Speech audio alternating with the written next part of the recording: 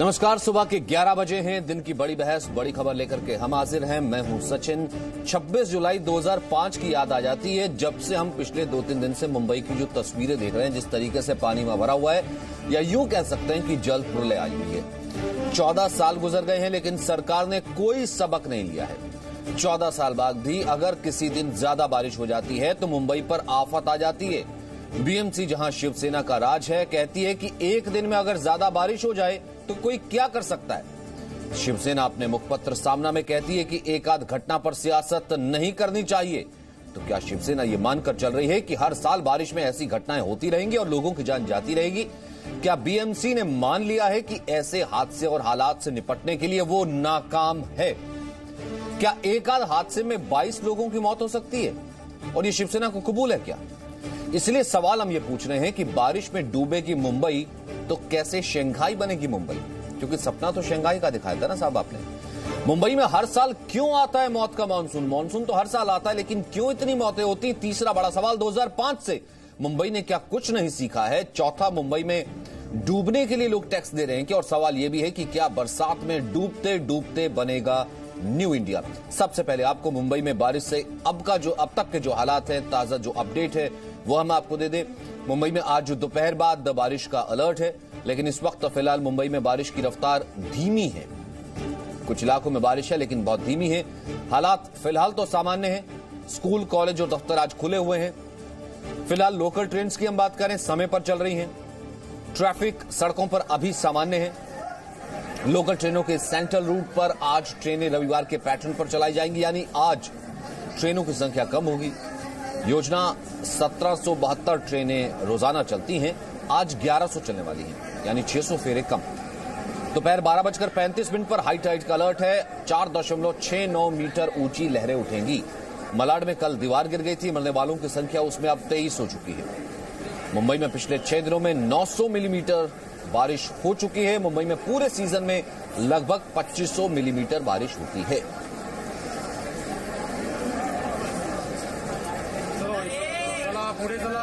हमारे साथ तमाम मेहमान मौजूद हैं। आशीष सूद हैं, बीजेपी के नेता। चिंटू शेख हैं, नेता शिवसेना शिव व्यापारी सेना के। आशुतोष मिश्रा है, राजनीतिक विश्लेषक। और समीर चौमकर हैं हमारे साथ, राजनीतिक विश्लेषक। ए.के. जैन हमारे साथ जुड़ेंगे, एक टाउन प्लानर। चिंटू शेख, मेरा सवाल सबसे पहले आपसे है और इसी सवाल का एक्सटेंशन मेरा आशीष सूद से है। वो सवाल जो कल शाम तक भी बरकरार था कि पिछले 24 घंटे में 22 मौतें, अब ये 32 हो चली हैं। सर, या तो इन मौतों को बर्दाश्त कर लिया जाए ये कहकर के कि हादसा है और इतनी कैलेमिटी पहले नहीं आई, या फिर इन मौतों के लिए जिम्मेदार बीएमसी, शिवसेना और बीजेपी दोनों के ऊपर दफा 302 के तहत हत्या का मुकदमा दर्ज कराया जाए। क्योंकि मेरी नजर में ये हादसा नहीं है सर, हत्या है। जब मुंबई में होता है तो शिवसेना ने किया, और बाकी महाराष्ट्र में और पूरे देश भर में होता है तो किसने किया? नगर पालिका में हर जगह अलग अलग पार्टियों की सरकार है, तो सब नेताओं को आप कोसेंगे? मुंबई एक आइलैंड है, एक टापू है, समुद्र से घिरा हुआ।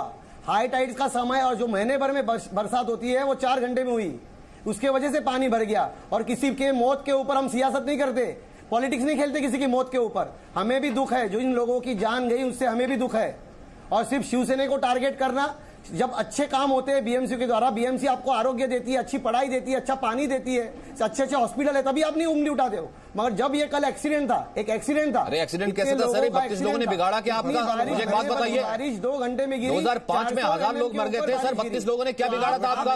मुंबई का सबसे ज्यादा टैक्स दे रहे, आप कह रहे हैं कि हादसा है। सर मुझे एक बात बताइए, बीएमसी को पैसे किस चीज के दिए जाते हैं? 30,000 करोड़ में लेते हैं सर। मुझे एक बात बताइए, 30,000 करोड़ का बजट है, घर से एक आदमी निकलता है, रस्ते में गड्ढा जाता है क्योंकि बीएमसी ने भरा नहीं, और वो डिजर्व करता है कि वो गड्ढे में मर जाए। पानी भरता है सर, वो डिजर्व करता है गड्ढे में मर जाए, क्योंकि आप जैसे नेता लोग बैठे हैं ये कहने के लिए कि नहीं कोई बात नहीं, बहुत जस्टिफाई है सर। से पानी रिटर्न शहरों में आ रहा था, तो ऐसे क्या करेंगे आप? सर मौत को जस्टिफाई करते हैं आप लोग, उस परिवार को क्या कहेंगे? घिरा हुआ है, नहीं, जिनसे आप टैक्स ले रहे थे क्या कहेंगे? घिरा हुआ है पानी। हाई टाइड जब आता है तो शहरों में पानी आ जाता है। हाँ, पानी आ जाता है। मलाड में वहां पर पानी भरा हुआ था अंडरपास के दौरान, वहां पर गाड़ी नहीं निकल पाई। समीर साहब, कोई सरकार वहां पर गाड़ी नहीं निकल पाई और सफोकेशन से वो आदमी मर गया। 30,000 करोड़ का बजट है और इतने राज्यों का बजट नहीं है। आशीष सूद, मैं इन मौतों को क्या जस्टिफाई कर दूं?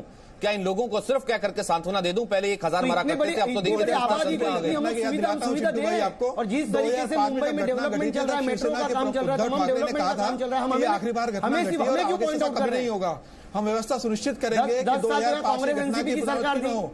आज उस बात को 13 साल हो गए हैं। 13 साल से शिवसेना बीएमसी में कब्जा जमाए हुए हैं।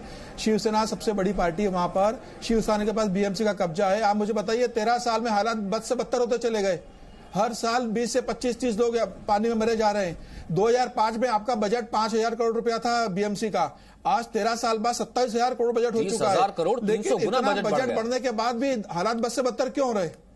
आशीष सूद, मतलब मौतें जो हैं वो कचोटती नहीं है, जीरो टॉलरेंस नहीं है, क्योंकि यहां पर मौतें सिर्फ यही संतोष देती हैं, आपके वक्त इतने मरे थे, मेरे वक्त इतने मरे, और अब तो देखिए संख्या कितनी कम हो गई। जी नहीं, मैं किसी भी ह्यूमन लाइफ के खोने पर असंवेदनशील बयान का किसी भी प्रकार से समर्थन नहीं कर सकता हूं। मेरा ये मानना है कि जो हुआ है उसे अवॉइड करने के लिए जितने प्रयास, एक बात तो जो शिवसेना के प्रवक्ता कह रहे हैं, इस बात को समझने की जरूरत है, ये केवल सिविक प्रॉब्लम नहीं है। सिविक अथॉरिटीज की कमी के लिए उनको कोसा जाना चाहिए, पकड़ा जाना चाहिए, दंडित किया जाना चाहिए, और सिविक नुमाइंदे जिन्होंने अकर्मण्यता की है उसके खिलाफ भी कार्रवाई होनी चाहिए, निंदा होनी चाहिए। मैं यहां तक सहमत हूं, परंतु कल की इस घटना को केवल एक सिविक प्रॉब्लम के रूप में देखने से आप शिवसेना को कोसे, भारतीय जनता पार्टी को कोसे, किसी को भी कोसे, हम कहीं पहुंचेंगे नहीं। इसके लिए दूरगामी डिजास्टर मैनेजमेंट के और सुदृढ़ कदम उठाने की आवश्यकता है। इसके लिए और बेहतर इंफ्रास्ट्रक्चर को डेवलप करने की आवश्यकता है, जिसपे और गंभीरता से काम होने की जरूरत है।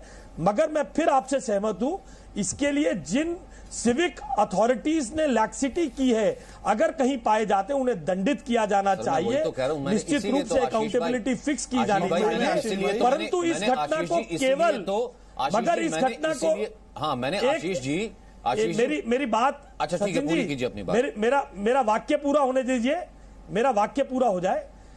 इसलिए केवल और केवल इसे एक सिविक समस्या के रूप में अगर हम चर्चा करेंगे तो मैं समझता हूं कि शहर के साथ भी अन्याय होगा और पूरी व्यवस्था के साथ भी अन्याय होगा। वो क्लर्क जिम्मेदार है, वो इंजीनियर जिम्मेदार है, वो सिविल इंजीनियर जिम्मेदार है, वो मेयर जिम्मेदार है, से लेकर के वो भले मंत्री जिम्मेदार है। सर क्यों ना हो एफआईआर, क्यों ना मौत का मुकदमा चले आशुतोष मिश्र, वो भले किसी भी पार्टी का हो, आशुतोष मिश्र वो भले किसी भी पार्टी का हो, क्योंकि पहले बीएमसी को लूटा एनसीपी और कांग्रेस की सरकारों ने, अब पिछले 20 साल से शिवसेना और बीजेपी है, क्योंकि ढाक के 3 पात एक आदमी डिजर्व नहीं करता है। नहीं तो सपना दिखाना छोड़ दीजिए, वो भले शंघाई का सपना मनमोहन सिंह दिखा रहे थे, यहां पर अब यहां पर यह सपना न्यू इंडिया का दिखाया जाता है। आशुतोष मिश्र, जिम्मेदार सभी।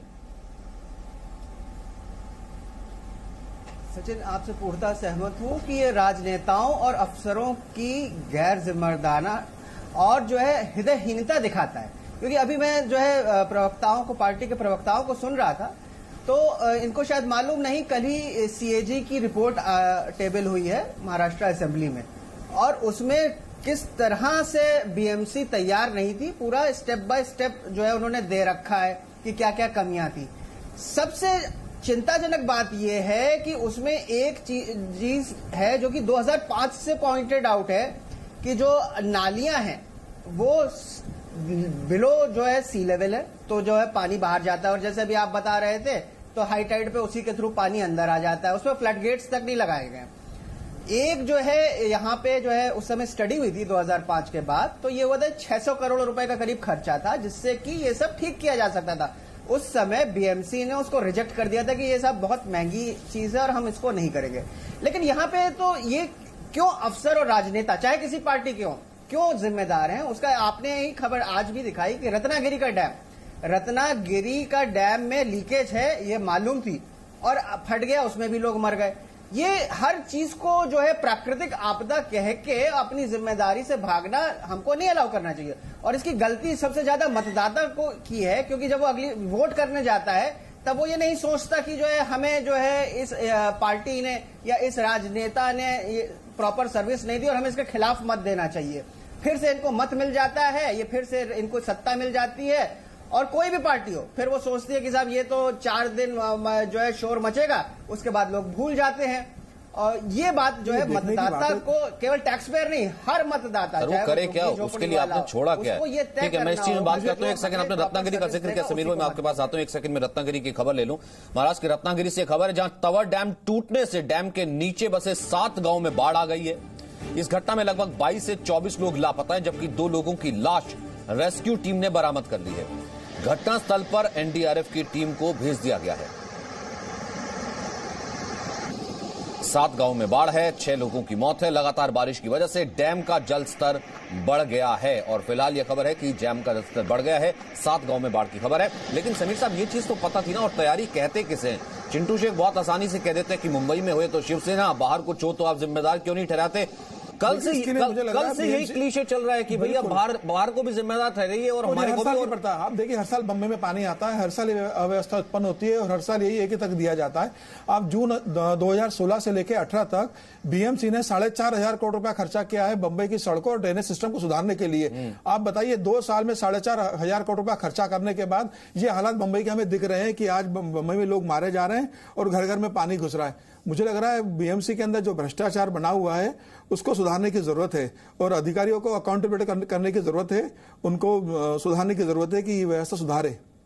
चिंटू शेख, क्यों ऐसी विल है? ठीक है, आप लोग कह देते हैं कि देखिए और काम भी तो हुआ है, पहले से कम हादसे हुए हैं। चिंटू शेख, कुछ तो ऐसा होता होगा ना कि जिसमें आप लूपहोल खोज ही नहीं पा रहे, आप उस प्रॉब्लम को नहीं पकड़ पा रहे जो 2005 में भी लोग मरते थे, अब भी लोग मर रहे हैं। हादसे के नाम पे एक भी आदमी क्यों मरे सर? कल को आप हो सकते हैं उस गड्ढे में, कल को मैं हो सकता हूं उस गड्ढे में। बम्बई में इतना अतिक्रमण है, अतिक्रमण हटाने के लिए किसने मना किया बीएमसी को? सब जगह बम्बई में अतिक्रमण करा हुआ है। अतिक्रमण के कारण ये चीजें समस्या और बढ़ रही है। एक भी अतिक्रमण बीएमसी ने पिछले 1 साल में नहीं हटाया है। दोषी पाए जाते हैं, उनके ऊपर कार्रवाई हुई है, उनको सजा हुई है, उनके ऊपर एफआईआर दर्ज हुआ है। जो भी अधिकारी लापरवाही करेगा बीएमसी का, उसके ऊपर कार्रवाई हुई है। चिंटू भाई, ये बताइए वहां अतिक्रमण हटाने के लिए क्या किया? बम्बई में कितना अतिक्रमण हो चुका है अभी तक? जिस तरीके से हाई टाइड्स के वक्त बारिश गिरी, उसके वजह से पानी भरा है। ये महीने भर की बरसात आप 2-3 घंटे के अंदर गिरेगी। 3 दिन से लगातार मुंबई में बारिश, लोगों की मौत जायज है। और मैं खुद शिव व्यापारी से कहा, लोगों की मौत जायज है। व्यापारी लोगों के दुकान में पानी घुसा, उनका नुकसान हुआ। मैं इस पे बहस ना करूं। अब इस शो में बैठने से पहले मैं जहां बैठा हूं वहां शॉर्ट सर्किट से, पानी की वजह से शॉर्ट सर्किट हुआ, दुकान में आग लगी। वो आग बुझाने के इसमें मेरी उंगलियां जल गई, मगर लोग परेशान है। अरे सर, ऐसे तो बैठे बैठे यहाँ पे भी कुछ हो सकता है, ऊपर से लाइट नीचे आके गिर सकती है, कुछ भी हादसा हो सकता है। हम यहाँ पर बैठे बैठे मर सकते हैं। अब ये थोड़ा होता है कि पंपिंग की थी, अब ये थोड़ा होता है सर कि कोई प्रिकॉशन ना ले, कोई तैयारी नहीं करे। चिंटू शेख, शिवसेना ने 20 साल में क्या किया? बात करते हैं आप बम्बई को बचाने के लिए, भारी बरसात से बचाने के लिए 20 साल में शिवसेना ने क्या किया बीएमसी के अंदर? नहीं किया सर, किया होता तो मौतों को जस्टिफाई ना कर रहे होते चिंटू शेख। अधिकारी कोई आज उनकी आंखें नम होती, कम से कम 20 या 30 लोगों के घर वालों को ये कह रहे होते कि अगली बार से कुछ नहीं होगा, क्योंकि नहीं है परवाह मुंबई कर की। क्योंकि शिवसेना का हर एक सिटी की जान की कीमत इतनी मिनिमम है कि इसका अंदाजा ही नहीं इन पार्टीज को। ठीक है, आशुतोष कुछ कहना चाहते थे आप? देखिए, इसमें अभी बार बार मैं सुन रहा हूं कि ऐसा वैसा, तो वो अगर ये कैग की रिपोर्ट पढ़ें तो उसमें क्या क्या कमियां हैं सरकार को भी मालूम थी, यानी फडणवीस सरकार को भी पहले से मालूम है। तो ये केवल गलती शिवसेना की नहीं है, भाजपा सरकार की भी है कि कैग की रिपोर्ट में दिया है कि ये सब काम नहीं हुए हैं जिसकी वजह से नुकसान होगा, और सरकार ने उस पर कोई कदम नहीं उठाए। और स्टॉर्म ड्रेनेज जो वहां पे काम है, वो उस पे जो रिपोर्ट होता है वो 6 साल से अपडेट ही नहीं हुई है। तो ये एकदम एक जो है अफसरशाही की जो है कमजोरी दिखाता है और राजनेताओं के लैक ऑफ इंटरेस्ट दिखाता है। जो आप सचिन शुरू में कह रहे थे, दिस इज क्रिमिनल, ये मतलब आपने जानबूझ के हालात बिगड़ने दिए। ये बाद में बम्बई का जो ड्रेनेज सिस्टम है 1860 का बना हुआ है, अंग्रेजों के समय का बना हुआ है। आप देखिए 50 साल से वहां के जो मालूम है ड्रेनेज सिस्टम को बदलने की जरूरत है, उसके ऊपर सिर्फ 20% काम हुआ है। 80% काम अभी तक पेंडिंग है बीएमसी की तरफ से। 2005 के बाद के रिपोर्ट आ चुकी है कि ये आपने हायर किया था कंसल्टेंट, और उस कंसल्टेंट ने आपको बता रखा है कि ये ड्रेनेज कैसे इंप्रूव करी जा सकती है, किस तरह से फ्लड गेट लगाए जाने चाहिए, आपके हाथ में क्या गलतियां हैं और उनको कैसे ठीक किया जा सकता है। दोनों की रिपोर्ट है, लेकिन उसमें कोई भी सरकार हो कदम नहीं लेती, आंख मूंद लेती है और पैसा जो है सड़कों को पे जो है बनाने तोड़ने में डाला जाता है। और उसके बाद भी किस्से आते हैं कि मैन होल में कवर नहीं था तो उसमें बह गए लोग। तो ये दिस इज क्रिमिनल। आशीष सूद, ये जो है हमारे पास सिर्फ निंदा है क्लाइमेट नहीं, मैं सच में पूछना चाहता हूँ आशीष सूद, क्योंकि यहाँ पर तमाम टाउन प्लानर्स आते हैं सर, कल से वो बैठ रहे हैं, उससे पहले भी आते हैं, पिछले साल आते हैं सर, हर बार बैठते हैं और वो बताते हैं कि ये प्लान है, ऐसा किया जा सकता है, लेकिन बीएमसी के पास बिल नहीं है। क्या मैं ये मानूं कि चंद्रयान 2 पर हम पहुंच सकते हैं, लेकिन अपने बच्चों की जान, अपने लोगों की जान ये सुनिश्चित नहीं कर सकते कि घर के बाहर बारिश हो रही है कि वो शाम को घर वापस आएगा कि नहीं आएगा, क्योंकि बीएमसी ने कोई गड्ढा खुला छोड़ रखा है। नहीं, मैं आपसे इस बात पर तो सहमत हूं। कितनी भी बारिश के बाद भी ऐसी परिस्थिति का निर्माण नहीं होना चाहिए। बीएमसी ने कुछ तैयारियां की होंगी, और बेहतर तैयारियां होनी ही चाहिए, परंतु आशुतोष जी जिस प्रकार का ब्लेम गेम कर रहे हैं, मैं इससे भी सहमत नहीं हूं। देखिए, एक प्राकृतिक आपदा के रूप में इसे देखना चाहिए। कहीं पर भी बीएमसी की लैक्सिटी को मैं कंडोन नहीं कर, मैं उसे स्वीकार नहीं कर रहा हूं। और बेहतर तैयारी होने की जरूरत है, दंडित किया जाना चाहिए, परंतु ये भर कह देना ये सरकार जिम्मेदार है। देखिए, किसी भी शहर का इंफ्रास्ट्रक्चर, एक मिनट आशुतोष जी, मैंने आपकी बात बहुत आराम से सुनी, जरा सुनिए।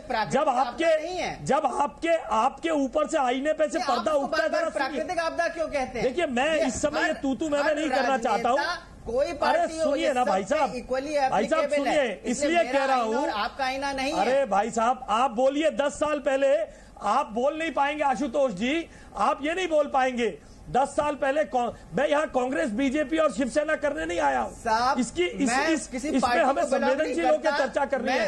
आप में हिम्मत नहीं है, ये कहे कि 10 साल किसी पार्टी क्यों, 10 साल पहले कांग्रेस थी, आपके मुंह से क्यों नहीं निकलता कि कांग्रेस 10 साल तक कांग्रेस की सरकार नहीं कर पाई? कांग्रेस की भी उतनी ही निंदा है। मैं कांग्रेस का किसी पार्टी का मेंबर नहीं हूँ, आपकी तरह आप लोग आते हैं अंडर कवर कांग्रेस के नेता बनके, आप लोग आते हैं कांग्रेस के लोग अंडर कवर पॉलिटिकल विश्लेषक बनके, किसी भी पार्टी क्यों कहते हैं? आप क्यों नहीं कहते कि 10 साल पहले कांग्रेस हथकंडा गलती की है, आप गलती करें, चोरी और सीना चोरी? अरे हमारा हथकंडा है आपका कि जब आप अपना काम ना कर पाए, आप पहले की पार्टी को गलती है। आप कांग्रेस के लोग पॉलिटिकल एनालिस्ट बनकर आते हैं और हर पार्टी कहते हैं उड़ीसा ऐसा एक छोटा राज्य, आप यहाँ हैंडल कर लेता है। प्राकृतिक आपदा की बात करते हैं ना, आप लोग इतना पैसा लेते हैं, क्यों नहीं हैंडल कर पाते? क्योंकि आप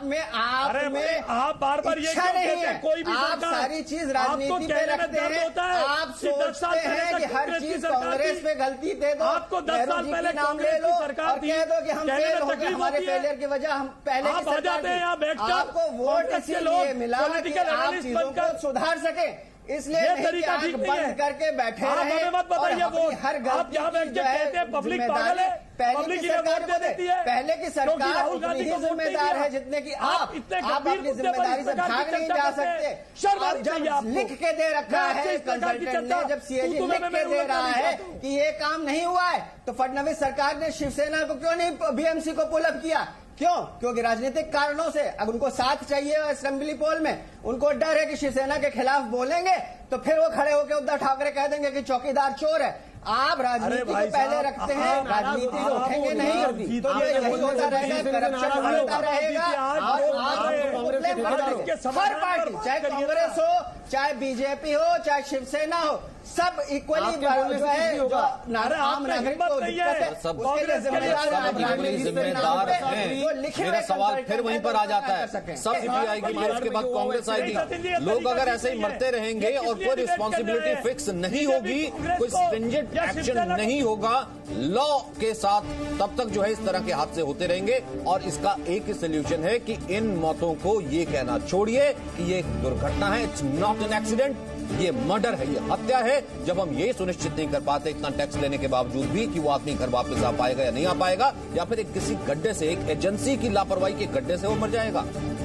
छोड़ सब वापस आ रहे चर्चा, सरकार ने जबरन रिटायर कर दिया है।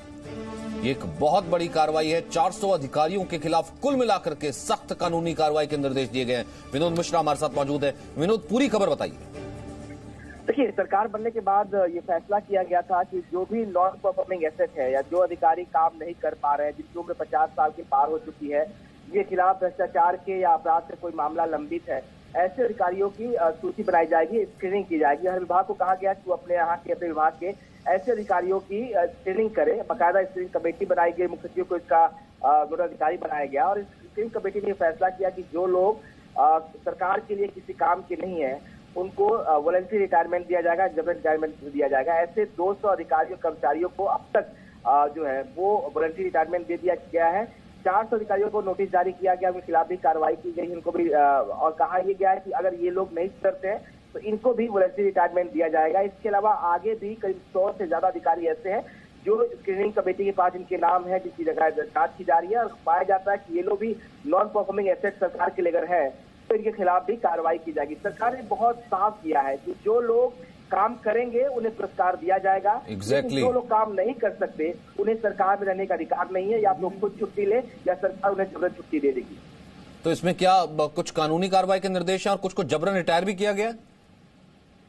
जी बिल्कुल, 200 अधिकारी और कर्मचारी ऐसे हैं जिनको वॉलंटरी रिटायरमेंट के लिए कह दिया गया है, उनको जबरन रिटायरमेंट सरकार दे देगी और उसके लिए प्रोसेस शुरू कर दिया गया है। तो 200 अधिकारी कम से कम ऐसे होंगे, जिन अधिकारी और कर्मचारी होंगे जिनको वॉलंटरी रिटायरमेंट दिया गया है। जो सीनियर अधिकारी जो IAS है उनके लिए भी बाकायदा केंद्र सरकार को लिखा गया है कि वो इनके खिलाफ जो कार्रवाई हो सकता है वो कार्रवाई की जाए। बहुत बहुत शुक्रिया विनोद मिश्रा फिलहाल इस बातचीत के लिए, फिलहाल इस जानकारी के लिए। और कुल मिलाकर के यही जीरो टॉलरेंस पॉलिसी ही चाहिए।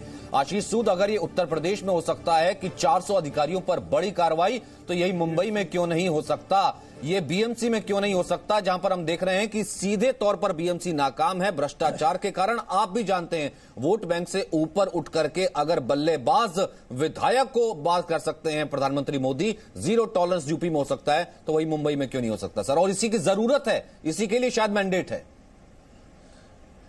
नहीं, ये आप इसे केवल मुंबई और यूपी नहीं, भारतीय जनता पार्टी की सरकारें जहां जहां हैं वहां जीरो टॉलरेंस है। और आपने ठीक बल्लेबाज के संदर्भ में याद दिलाया। और आप इसमें भी देखिए, तुरंत इस सब घटनाक्रम में महाराष्ट्र के मुख्यमंत्री ने दीवार टूटने के हादसे की 24 घंटे के अंदर जांच करके रिपोर्ट तलब की है। मुख्यमंत्री खुद कंट्रोल रूम में पहुंचे हैं। मैं कहीं पर भी मैं बार बार सचिन जी से रिटरेट कर रहा हूं, BMC ने कदम लिए जो नाकाफी साबित हुए हैं। दोषी कर्मचारियों पर सजा होनी चाहिए, दंडित किया जाना चाहिए। ये पानी किसी तरह भी हाई टाइड के बावजूद भी हमें तैयार रहना चाहिए था। इन सब के बावजूद मैं ये कहना चाहता हूं, इसको केवल और केवल सिविक समस्या के रूप में हम ना देखें, मेरा केवल इतना कहना है। लेकिन जैन साहब हमारे साथ एक जैन जुड़े, टाउन प्लानर। जैन साहब, क्या सच में सिर्फ इतनी प्रॉब्लम है कि इसका समस्या का निदान हो ही नहीं सकता, या हम सिर्फ इतना संतोष कर सकते हैं कि 44 साल में इतनी बारिश नहीं हुई जितनी अब हो गई, या फिर देखिए टोटल बारिश का जितनी बारिश होती 75% एक ही दिन में हो गई, इस कारण से ये 40-50 मौतें हैं सर। बहुत बड़ा हादसा हो सकता था, देखिए कितना कुछ किया गया, तब तो ये है। बस इतना संतोष काफी है क्या? हाँ। इसका कोई सोल्यूशन नहीं जैन साहब? जी हाँ, नहीं, ये सब है ना, ठीक तर्क नहीं है कि बारिश तेज हुई है या पॉपुलेशन बढ़ गई है। असल में ये प्लानिंग जो हमारा मास्टर प्लान बना हुआ है बम्बई का,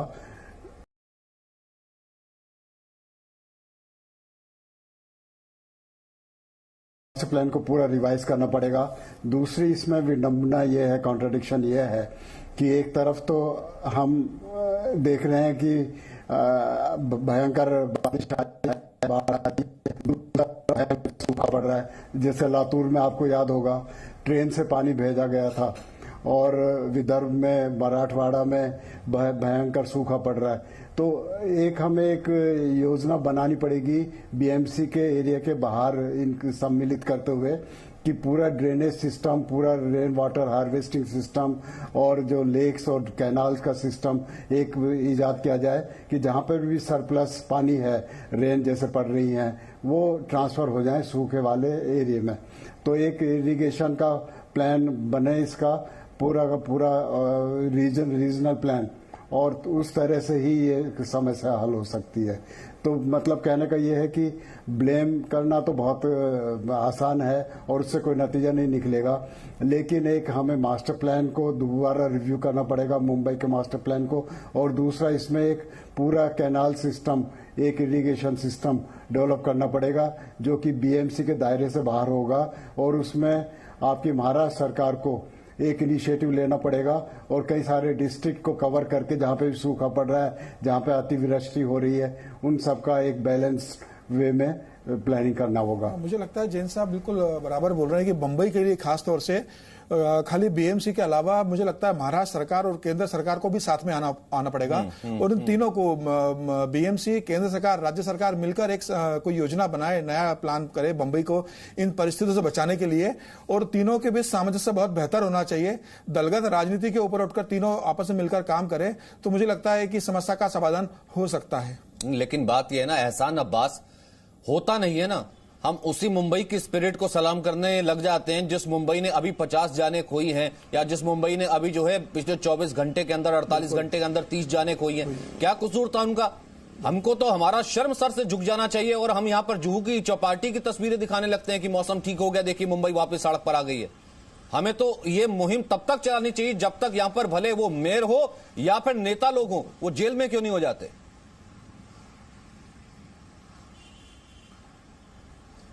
जी बिल्कुल सचिन, जिन लोगों ने दुख सहा है वो वही लोग उसका दर्द समझ सकते हैं। मुंबई ने जिस तरह से बीती रात से भले ही बारिश थमी हुई है, लेकिन जिस तरह से पिछले 4 दिनों से मुंबई में लोग परेशान हाल थे, इतनी मौतें हो गई, उसके बाद जाहिर है कि कैग रिपोर्ट ने भी कहीं से बीएमसी को लताड़ा है। ब्रिमस्टरवैट जो प्रोजेक्ट है उसके जरिए जो यहाँ के जो ब्रिटिश काल की जो ड्रेनेज सिस्टम थी उसको जो है बढ़ाने का जो जिम्मा था, उससे भी कहीं नजरअंदाज किया गया और मुंबई डूबती रही। और जाहिर है कि नेता जिस तरह से बयानबाजी करते रहे, हालांकि जिन्होंने दुख सहा है, जिनके लोग गुजरे हैं मुंबई की इस त्रासदी में, उन्हीं का दर्द जो है वो वही समझ सकते हैं उनका दर्द। सचिन, जाहिर सी बात है वही उनका दर्द समझ सकते हैं। चिंटू शेख, क्या यहां से हम ये उम्मीद कर सकते हैं कि आगे कम से कम, जो अभी तो वक्त बाकी है, मानसून बाकी है, कि आगे और कोई मौत नहीं होगी, गड्ढे भर लिए जाएंगे, किसी तरीके से सबवे में गाड़ी नहीं फंसेगी, वहां पानी में जो है किसी की सफोकेशन से मौत नहीं होगी। सचिन जी, क्या ये मैं मान लूं? हम किसी की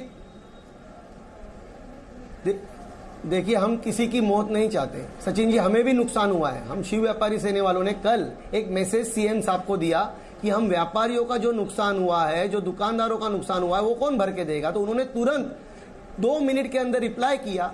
उन्होंने बोला कि मैं इसके बारे में देखता हूं। और महाराष्ट्र के सीएम बहुत एक्टिव है, उनकी काम करने की स्टाइल अलग है, मगर जिस तरीके से जो हुआ है हमें भी बहुत दुख है। नुकसान, जान माल का नुकसान नहीं होना चाहिए, जो भी हुआ, जो हम लोग भी उस दुख में शामिल है, मगर इसके आगे नहीं होगा, इसकी पूरी हम खबरदारी लेंगे। हम इस तरीके से ही काम कर रहे हैं, मगर जिस तरीके से बरसात हुई है, एक एक्सीडेंट था, मगर शिवसेना हो या बीएमसी हो, हम पूरी तरीके से अगले बार ये कोशिश करेंगे कि कोई जान मान का नुकसान होना नहीं चाहिए।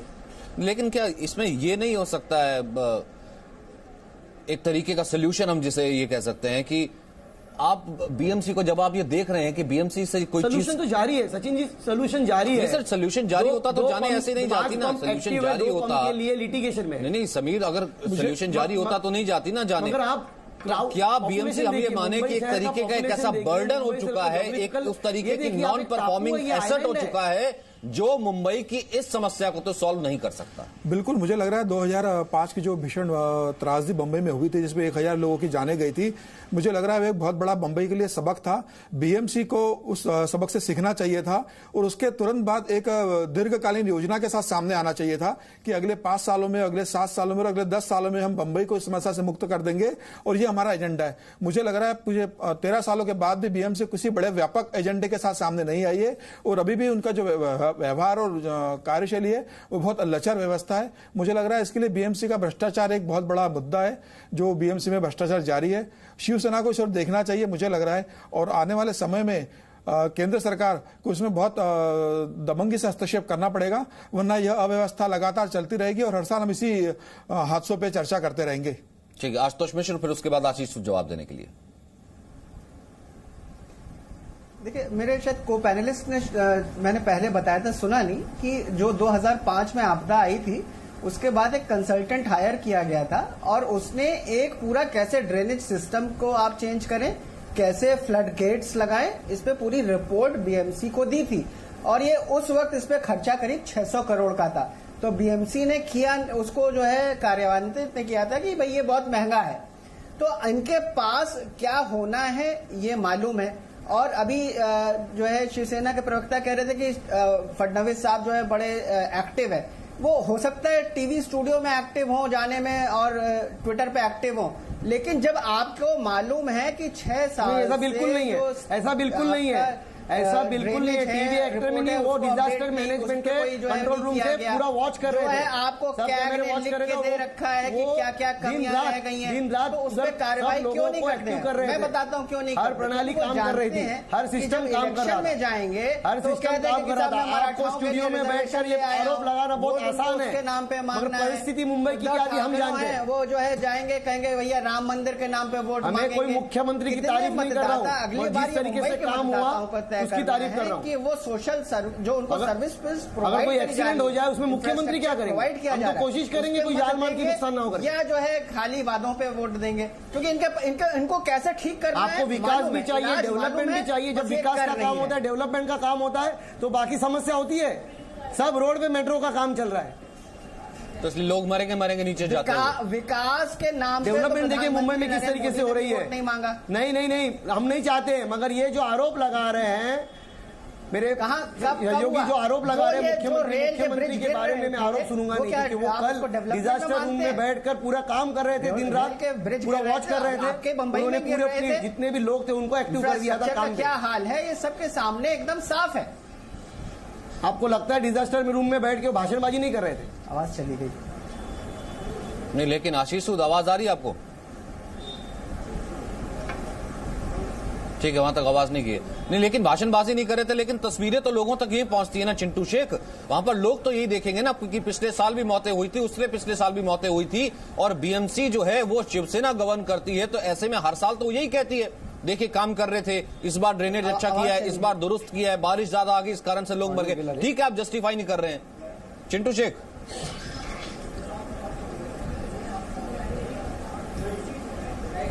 नहीं पहुंची आवाज चिंटू शेख तक। ठीक है एहसान अब्बास, मुझे एक बार जरा फिलहाल के मौसम का हाल बता दीजिए और फिलहाल जो मुंबई की स्थिति है उसके बारे में बता दीजिए।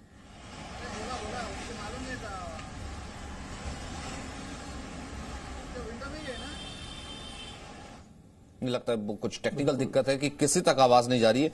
लेकिन हम समीर जिसे कहते हैं ना जीरो टॉलरेंस, हर बार इसकी बात करना कि यहां पर हत्या का मुकदमा दर्ज होना चाहिए, बट जब हम दोनों चीजें इकट्ठी बात करते हैं, हम न्यू इंडिया की बात भी कर लेते हैं, हम चंद्रयान की बात भी कर लेते हैं, हम ऐसी तरक्की की बात भी कर लेते हैं, लेकिन यही तस्वीरें और यही फोटोग्राफ्स भी तो मजाक बन के बाहर की न्यूज़पेपर्स में आप तो खुद आते हैं, प्रिंट से की हेडलाइंस बनती हैं, बड़ी बड़ी तस्वीरें आती हैं कि देखिए ये कहते हैं ये इनका सबसे बड़ा और आर्थिक राजधानी के रूप में बंबई शहर पहचाना जाता है। यहाँ बॉलीवुड है हमारे देश का, और पूरे देश दुनिया की नजर बंबई पे रहती है, पूरे दुनिया के लोग बंबई के अंदर आते हैं।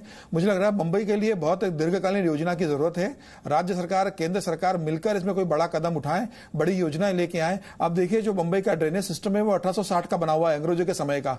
उसके बाद से अब तक बंबई की जनसंख्या लगभग 10 से 12% बढ़ चुकी है, लेकिन ड्रेनेज सिस्टम में कोई बड़ा परिवर्तन नहीं हुआ है। आज भी जो ड्रेनेज सिस्टम के पाइपलाइन डले हुए 50 से 60 साल पुराने, उसमें से कि 20 से 22% ही रिप्लेस हो पाए। तो मुझे लग रहा है इसमें आमूलचूल परिवर्तन करने की जरूरत है और खासतौर से बंबई को अतिक्रमण से मुक्त करने की जरूरत है। वोट बैंक पॉलिटिक्स के चलते आज बंबई के अंदर जगह जगह आप देखेंगे झोपड़पट्टी और अतिक्रमण हो चुका है। यह भी एक बड़ी समस्या है जिसके कारण यह जो बंबई में जो त्रासदी है यह अतिक्रमण के कारण भी हुई है। आशीष सूद, जिसका जिक्र मैंने ब्रेक से पहले किया था कि क्या हम जीरो टॉलरेंस नहीं अपना सकते और सिर्फ हर बार यही कह सकते हैं कि नहीं अगली बार देखेंगे, इस बार तो हमने किया बेहतर हुआ, और जो गई हैं जाने वो तो नहीं जानी चाहिए थी, उस पर हमें खेद है, बस सिर्फ इतना? नहीं 100% जीरो टॉलरेंस की नीति पे हम काम कर रहे हैं। इस पर भी एक क्रैकडाउन होगा। मुख्यमंत्री ने जांच के आदेश भी दिए। देखिए सचिन जी, मैं इसको एक एक्सक्यूज के रूप में इस बात को नहीं कह रहा हूं, मगर एक बात समझनी चाहिए। मैं बार बार अपने पहले वाक्य से एक कहता आ रहा हूं, सिविक लैक्सिटी के लिए दोषी लोगों को भयंकर दंड दिया जाना चाहिए, चाहे जो दंड होना चाहिए स्ट्रिक्ट से स्ट्रिक्ट होना चाहिए, मगर 1 महीने की बारिश 400 mm तक अगर 3 घंटे में होगी, देखिए एक मुझे अभी जानकारी प्राप्त हुई है कि 1000 क्यूबिक मीटर पानी को पंप करने की व्यवस्था, एक पंप के इतने बड़े पंप लगाए गए थे।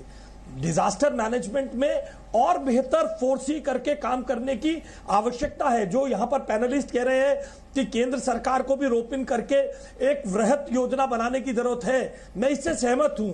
दंडित किया जाना चाहिए, इससे सहमत हूं।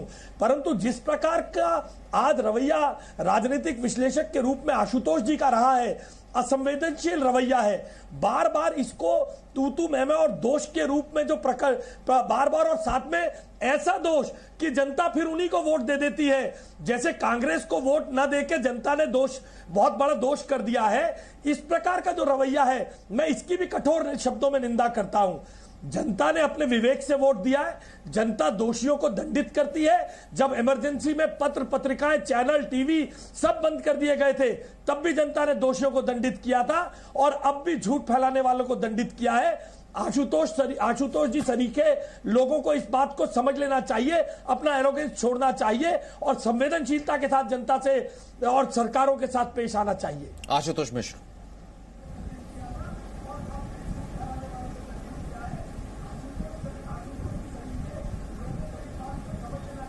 आशुतोष आवाज आ रही है?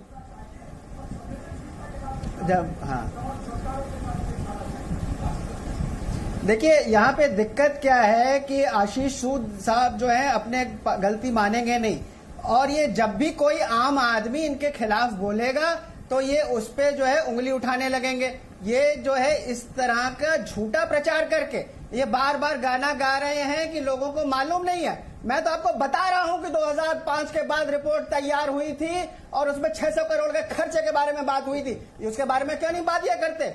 क्यों फडणवीस सरकार, जिसको कैग ने लिख के दे दिया था कि ये कमियां रह गई हैं, 2005 से लेकर 15 तक किसकी सरकार थी? क्यों कि इनका 2005 से 15 तक किसकी सरकार थी? आप मेरा आवाज 2005 से 15 तक केंद्र में और महाराष्ट्र में किसकी सरकार थी? कांग्रेस के एजेंट बन के आते हो विरोधी जो बीजेपी शिवसेना आरोप लगा रहे हैं। अरे साहब, 2005 के बाद किसकी सरकार थी? जिस तरीके से शिवसेना बीजेपी को वोटिंग कर रही है, पूरा बहुमत दे रही है, वो भाजपा विरोधी है। आशुतोष जी, मेरा आपसे सवाल है। आशुतोष जी, पॉलिटिक्स नहीं करते, काम करना चाहिए। आशुतोष जी, मेरा आपसे सवाल है। आशुतोष जी, रहते हैं शिवसेना काफी साल के बाद पहले सोशल वर्क की तरह। आशुतोष जी, मेरा आपसे सवाल है। आपने 2006 का जिक्र किया है। आपको शिवसेना का इतिहास नहीं मालूम, जरा पढ़िए फिर कैमरा के सामने आके बैठिए। पिछली बार जो है आप कह रहे हैं इस बार बरसात ज्यादा, आशुतोष जी, लोग अगर बदनाम करेंगे। आशुतोष जी, आपने 2006 की रिपोर्ट का जिक्र किया है। ऐसा होता है वहाँ खून का मुकदमा नहीं चलता। अगर जब मुंबई में होता तो शिवसेना बदनाम, हाँ, मतलब कहीं नहीं चलना चाहिए ना, तो उसको जो है मतलब कहीं नहीं चलना हो चाहिए, जाएगी, मतलब कहीं नहीं चलना नाराजगी आ जाएगी।